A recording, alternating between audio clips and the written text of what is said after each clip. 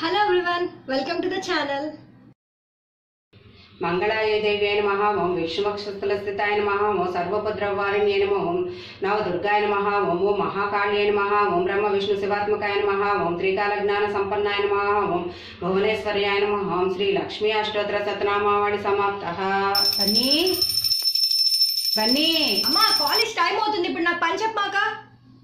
నీ రూమ్ సర్దుకున్నావా? ఎక్కడ బట్టలు అక్కడే వేస్తావు. ఇల్లంతా సర్దటం ఒక ఎత్తు, నీ రూమ్ మాత్రం ఒక ఎత్తు. సాయంత్రం సర్దుతానమ్మా. గోడ మీద రాస్తానే, లైట్స్ తీయవు, ఫ్యాన్ ఆపవు, ఆఖరికి కంప్యూటర్ కూడా నేనే ఆఫ్ చేయాలి.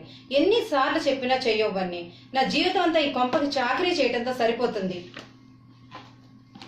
అమ్మా నీకెన్నిసార్లు చెప్పారు డాడీ బయటికి వెళ్ళేటప్పుడు ఇవన్నీ మొదలు పెట్టద్దని? దీన్ని చెప్పడం అనరు, నెత్తి నోరు బాదుకోవడం అంటారు. టవల్స్ బట్టలు నీట్ గా సర్ది పెడతాను, ఒక్క లాగులు అవుతారు. తుడుచుకున్న టవల్ ఎప్పుడన్నా నీట్ గా ఆరేసి వెళ్ళావా? చదువుకోమంటావా పని చేయమంటావా? ఒక పని చేయి, పనమ్మాయిని మానిపిచ్చేసే. నీకు పనమ్మాయి ఖర్చు, డాడీకి నా ఫీజు ఖర్చు రెండు తగ్గిపోతాయి. అంత వద్దు తల్లి, అయినా జీతం పచ్చం లేకుండా చేసేదాన్ని నేనున్నాగా. నీ ల్యాప్టాప్ మాత్రం భద్రంగా పెట్టుకుంటావు.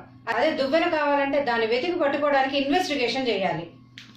ఇదిగో ఈ దువ్వెనగా. మేడం, నేను చెప్పేది మీ రూమ్ లో దువ్వెన గురించి కాదు, మా రూమ్ లో దువ్వెన.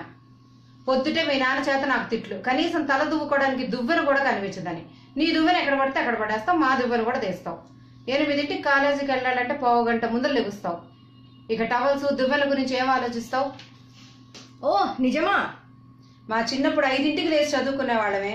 వినాయకుడికి గుంజుళ్ళు తీసి పావు గంట ముందు కాలేజీకి బయలుదేరేవాళ్ళం. ఇలా నోట్లో కుక్కుంటూ హడావుడిగా కాదు. గుంజిలా అంటే ఏంటి? గుంజిళ్ళు అంటే తాటి ముంజలు కాదులే అమ్మా. ఆయన తల్లి మాటకే దిక్కులేదు. సరే ఇక వెళ్ళు, మళ్ళీ బస్సు వెళ్ళిపోయిందంటే కాలేజీకి నేను వచ్చి దింపాలి.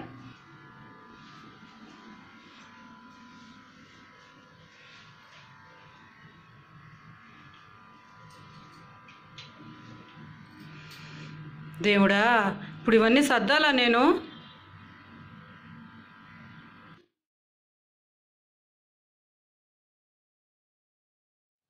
బన్నీ, ఆ చదువుకుంటున్నావా టీవీ చూస్తున్నావా?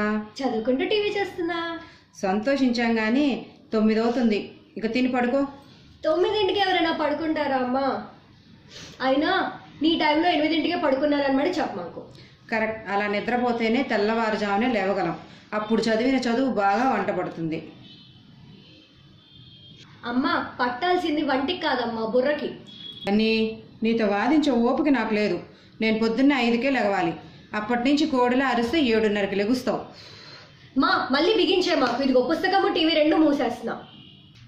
అమ్మా ఒకసారి నా రూమ్ కి రావా? వస్తున్నా. ఎందుకు? అబ్బా రామా, ఒకసారి వచ్చి నా రూమ్ చూడు. బన్నీ, నీ రూమేనా? ఎంత బాగా సర్దుకున్నావే. నువ్వు పని చెయ్యవు గాని చేస్తే తిరుగుండదే. సూపర్ బన్నీ. అమ్మా నిజంగా బాగుందా? అమ్మా నిజంగానే బాగుందా? ఎన్నిసార్లు అడుగుతావు? చాలా బాగుంది. అమ్మా నాకు నీకు హెల్ప్ చేయాలనే ఉంటుందమ్మా, కానీ నోట్స్ అసైన్మెంట్స్ వీటి వల్ల నాకు అసలు కుదరట్లేదు. పోనీలే అమ్మా, సండే రోజున నీ రూమ్ నువ్వు సర్దుకుంటున్నావు. ఉండు, ఈ రోజు నీకు ఇష్టమైన బిర్యానీ చేసి పెడతాను. అమ్మా నువ్వు మొన్న శారీకి ఏదో డిజైన్ అడిగావు కదా, నీకు వాట్సాప్కి పంపించా చూసుకో. అమ్మా ఎటో నువ్వు బిర్యానీ చేస్తున్నా అన్నావు కదా, సో ఇంకొంచెం ఎక్కువ చేయవా? ఎక్కువ ఎందుకే? నీకు మీ నాన్నకి ఆశ ఎక్కువ, తీరా పెడితే తినేది ఎంత?